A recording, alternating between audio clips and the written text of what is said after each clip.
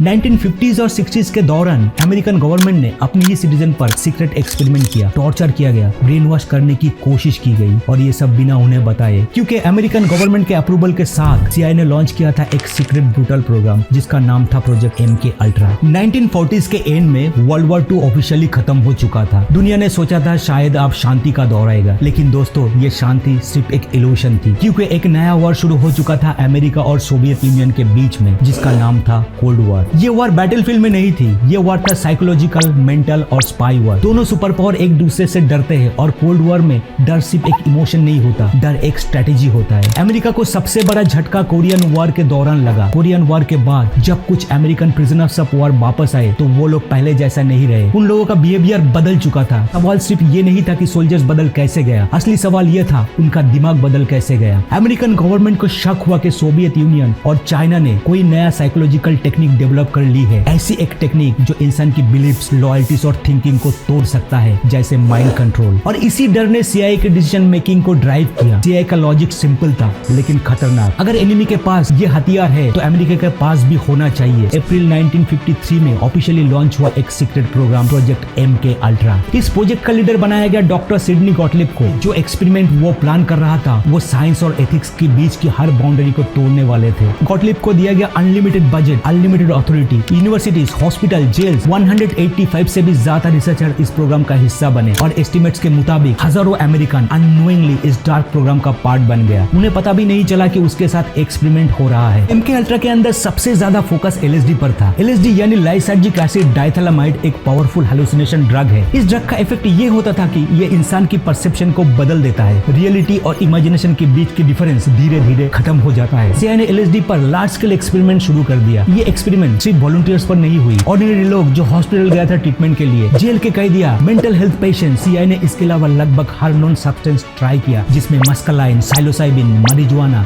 Alcohol, बार्बिटूराटेस, एम्फेटामाइंस और heroin. लोगों को पूरी दुनिया से काट दिया गया, ना रोशनी, ना आवाज, ना वक्त की एहसास। कभी दिनों तक, कभी हफ्तों तक, सिर्फ ये देखने के लिए क्या आइसोलेशन से इंसान का दिमाग टूट जाता है। हर एक्सपेरिमेंट फेल हुआ, हर थ्योरी गलत निकली, माइंड कंट्रोल कभी डेवलप ही नहीं हुई। लेकिन जो चीज डेवलप हुई वो थी मेंटल ट्रॉमा। और फिर भी सीआईए रुकी नहीं। एक्सपेरिमेंट बंद नहीं हुई, उसे और एक्सपेंड किया गया और हर फेलियर का कीमत आम इंसानों ने चुकाई।